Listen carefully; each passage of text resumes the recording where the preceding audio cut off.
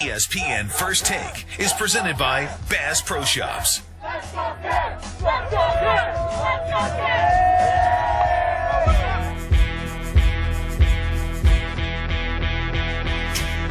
say you made it, I can gauge if you did it. You doing something right when Stephen A is your critic. And Skip Bayless going crazy as his opposition. They pulling up your statistics, now they got the world's attention. They just want to see, can your name be carried as a champion? Hey, carry champion. I know a bad game gon' give me a bad name on the show for a day, but I love this game. See, I don't fear that, I play with my heart. You can find me where the cheers at, pointing to the 300s where the beers at, where I used to sit with the United Center where the Bears had. I don't fear that. Let's talk sports, it's that everyday barbershop conversation. They just break the ice with the statements. They talking numbers and character. We don't care about no carrot diamond or haircut unless it's your high top. Catch me with 3 stripes laced on my feet, right? Shooting corner threes and catching lobs. Jumped out from seat height. I'm going for the win. Yeah, it's only for the win. Don't worry about my craft if you bleach your skin. This is First Take for breakdowns of any play, any player, any team, anytime, any day. This is First Take, breakdowns of any play, any player, any team, anytime, any day. I don't believe this game is going overtime. I'd say Cleveland 99, Golden State 91. Final score here in Game 3. The Cavaliers 96, the Warriors 91. First Take, every word great. Direct and produce verse, check out that wordplay.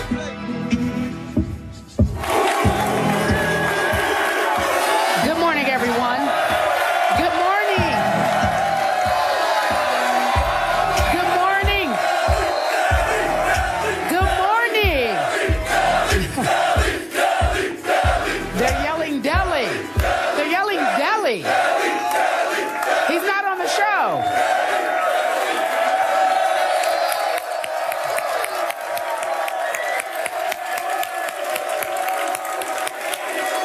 Good morning, Cleveland. You deserve this celebration. They know it.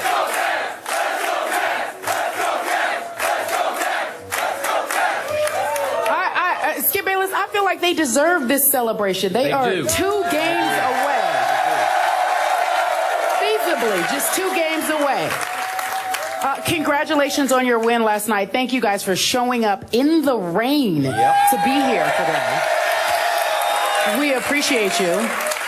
Were they chanting Carrie or Deli? I believe it was was it Deli? Yeah, I'm pretty sure it was Deli. Or Carrie. On behalf of Skip Bayless and Stephen A. Smith, I'm Carrie Champion, and this is First Take. Thank you for being here. Obviously, on the show today, we want to tell you who we have. Joe Hayden, your Cleveland Browns. And former teammate, 2-time champion Norris Cole will be here. Of LeBron's, former teammate of LeBron's. He'll explain why LeBron is doing so well. He has some insight that we just don't know. Skip Bayless, did you want to address the crowd before we get started? I want to get to the question because I can't wait to talk about what I witnessed last night. What did you witness? Oh, I see the pun there. Yeah. All right. What about you? The fans came out to see First Take. No, let's get to it. I'll do my talking then. All right, let's get to it then. All right. Okay, so Cavs with the 2-1 series lead. LeBron with 40 points, ladies and gentlemen, last night to take his total to 123 points over 3 games. The Warriors never had a lead at any point in the game. The combination of LeBron and Deli, too much. LeBron and Deli, listen to that. Entirely too much for Golden State, who tried to make a push at the start of the fourth, but it was just not enough. LeBron or Deli scored or assisted on 78 of the Cavs' 96 points. So, Skip Bayless, was it more about the Cavs winning or Golden State losing? First of all, allow me to say, was I ever wrong about last night? In the end, I thought the Cavs won because of what they did. And first of all, and foremost today, I want to pay tribute to King James, who has had a history of some shaky late-game free throw shooting. And I have pointed out that history occasionally on this show. I want to pay tribute because He stepped to the line. He stepped up to the line, the free throw line, with 27 seconds left, and again with 16 seconds left. And he made all 4 huge clutch free throws. And all 4 of them were no doubters. They didn't trickle in. They didn't sort of grease in. Nope. He swished all 4 of them. And way to go, King. I respect the heck out of that.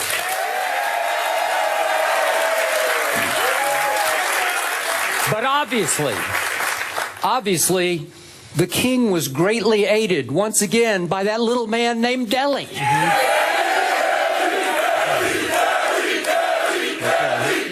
Thank you. You got them started. I know. I didn't mean to set them off. And Delly made, once again, the play of the night. With 2 minutes and 20 seconds to go, I thought LeBron had gone a little passive, and all of a sudden it's just a 1-point game, and Delly goes and 1 off the glass. And as Steph said after the game, that was a huge turning point in the game because it sort of reversed the flow, got the crowd back into the game. And once again, Delly saves another day. But now for my big picture point. In the end, big picture, I thought last night was more about what the Warriors didn't or couldn't do in the first 3 quarters. Because I never in my wildest dreams thought I would watch an offense that averaged 110 points during the regular season turn into an offensive, very offensive, I might say, basket case of an offense. Do you realize that Golden State had 37 points at halftime, and Klay Thompson this year in a game in January against Sacramento scored 37 in 1 quarter by himself? Think about that. 37 at halftime. One man scored 37 in 1 game by himself. 55 through 3 quarters. And I told you yesterday, I thought Delly would have Steph's number for 3 quarters, but that Steph would figure him out in the 4th quarter. And did Steph ever figure him out? But it was too little too late, because I thought Steph's 3 killer late turnovers ended up taking Golden State out of their rally. So in the end, I pay tribute to LeBron and obviously to Dellavedova. But Stephen A., big picture, I thought it was more about what the Warriors could not do. Well, definitely it has something to do with what the Warriors couldn't do, but I think it's more importantly what they're not doing. And need I remind you, not to toot my own horn, Please but you looked at me like I was a psychopath when I told you that the Warriors would be held to 91 points. I believe that was the exact number I picked. He did. That's what they scored last night. You actually gave them too much credit. 91 points. Well, you were talking about they're going to be held to 91 points. But how lucky were they? And that's what happened. Steph Curry makes, what, 5 threes in the 4th quarter to get him to 91? Well, the final score is the final score. I didn't tell you how it was going to happen. Okay. I just told you what was going to happen. You are a genius. Yeah, what I admit it on TV. You are a genius. You shouldn't sit there and say, don't call me a genius. Stephen Naismith will do just fine. That's fine. But here's the deal. By the way, seriousness. It ain't over yet. Well, I talked about one game. That's all. But in all seriousness, let's look at this and analyze it for what it is. LeBron James is absolutely terrific for the most part. 40, 12, and 8 is what it is. Delly was absolutely sensational for those first 3 quarters in terms of how he pestered Steph Curry, and he deserves a lot of credit. I'm not going to give him as much credit as you did for that 3-point play, because, good Lord, luck did play a significant role. Really? You're just, I don't know about that. He lost control of the ball, threw it up there. So you didn't think he was calling glass on the play? I thought he shot it off the backboard. I thought it was basketball's equivalent of a Hail Mary. That's what I thought. Really? Okay. Are you guys accepting that from him? I don't think so. I didn't think so. I know this much. Y'all better not join in with him interrupting me during my time of talking. I let you speak. You are a genius. That's enough for one day. The reality is that I thought that particular shot was lucky. But for the most part, he played a very effective game, and he deserves a lot of credit for that. Here's where things get very, very interesting for me, Skip. I'm looking at the Golden State Warriors, and for 3 quarters, I couldn't tell whether Steph Curry was disinterested or flat out petrified. I could not believe what I was watching. I could not believe that there was such an absence of aggression. And I was shocked. I was just stunned. I started tweeting about it. I cannot believe what I'm watching. And then he came alive before. I said, okay, now this is the Steph Curry that I know. Yep. At least somebody who is in attack mode. I know that Tim Legler went on SportsCenter and said that, you know, opportunities were created for Steph Curry. He didn't take advantage of them. Yep. Skip. Listen, Steve Kerr, Alvin Gentry, and all of these boys know far more basketball than me. I didn't see it. I didn't see any adjustments. I see Steph Curry having to work entirely too hard for every shot he takes. And I don't see the adjustments being made by the Golden State Warriors to do anything about it. I look at Harrison Barnes and Draymond Green.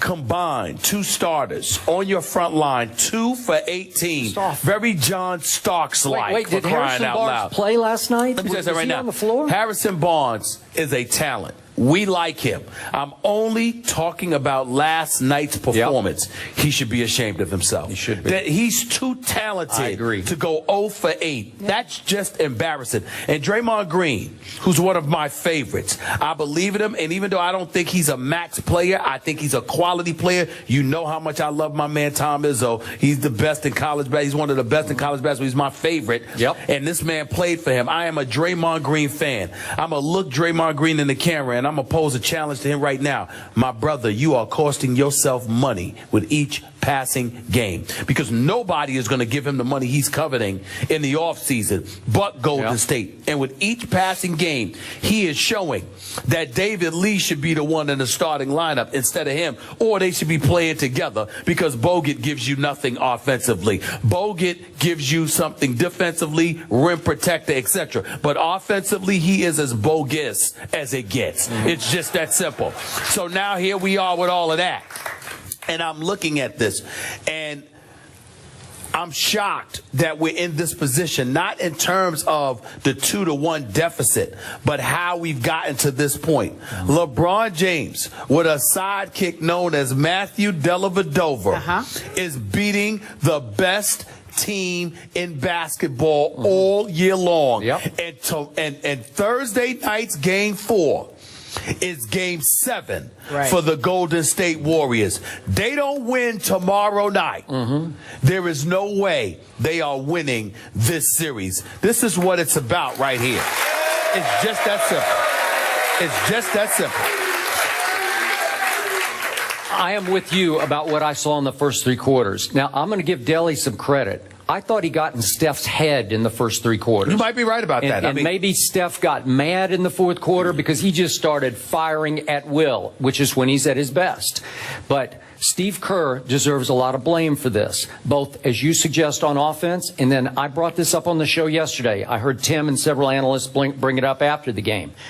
They are letting LeBron James control the pace by walking the basketball up the floor and then basically walking his defender down into the lane. And we all know what happens when LeBron James gets into the paint. Bad things happen to there. He's living in the paint. Y'all, listen, I don't know whether it's Bank of America or somebody else. He got a mortgage in the lane, sitting there. He's paying mortgage every game with it. I mean, he is living in the lane. And Golden State is doing nothing about it. And here's the thing, throw different looks at him. I'm not saying that you trap him all the time, because with LeBron, he's basically Magic that can score points, okay? He's a Magic Johnson with the ability to score like he can. And I'm just looking at the Golden State Warriors, and I'm like, do something different. Give him a different look. Trap 1 minute. Throw a different man on him the next. Disrupt his rhythm. Do something other than letting him do what he wants to do, because when you throw the same thing at LeBron James, it doesn't matter how great it is. If you throw the same thing at him, he will figure it out. He already has. No way. You have to throw something different at him. And the Golden State Warriors have been throwing the same medicine in his direction. And LeBron is sitting there going like, you know what? I've already figured this out, y'all. I don't get this. But I'm telling you, they've got to do something. I think trapping LeBron, Throwing different defensive looks at him would Just be make one him thing. give the basketball at least once. Also, make Cleveland do something different defensively. When David Lee is in that game, David Lee is no shot blocker. He's no rim protector, but he will get his body in front of you, okay? But offensively, he's good in pick and roll situations. He can hit an elbow jump shot. He can attack the basket because he always rolls hard to the basket, and he forces you to pay attention. It's not an accident that Golden State's offense caught fire when David Lee was in the game, because suddenly you can't just leave an Andre Iguodala alone, or leave an Andrew Bogut alone, or leave a Draymond Green alone. You got a lot of cats on Cleveland that were looking at Draymond Green and they respected him, but at the same time they look at him as somebody who opens his mouth, talks a little bit of smack, and they consider him a role player. So they're offended that a role player got so much lip. And what they said is, okay, you've been yapping all year long. Now show us what you have. We're going to take Curry away from this. Klay Thompson's only going to do but so much. We're going to force you, Draymond Green, to be the playmaker. And Draymond Green has not shown up. He is supposed to be Golden State's version of Matthew Dellavedova. And Matthew Dellavedova has completely outshined him in the Energizer Bunny role that Matthew Dellavedova has played for Cleveland. That is what Draymond was supposed to be doing for Golden State. He is not doing it. He is not showing up. And Harrison Barnes was so bad, he needs to forfeit his game check. I agree. I mean, I agree. Listen, ladies and gentlemen, Harrison Barnes can play. He is a talent. To go 0 for 8 in the finals when they're daring you to do something with your talent, what in God's name is that about? I mean, Draymond Green has been bad, but Harrison Barnes has been absent. There is an APB out for Harrison Barnes' game. I cannot believe what I'm watching. I'm not sure he was there last night. I cannot believe what I'm watching. I think he started on LeBron, trying to guard LeBron, and LeBron would just dribble by him like he was a mannequin, right? Yeah, but the thing about it is, it's one thing for LeBron to be scoring on you, but when the Cleveland Cavaliers are stepping back and saying, show me what you got, with the talent that Harrison Barnes has, it is embarrassing how awful he was. He's got to show up for Game 4, really. Seriously, he's better.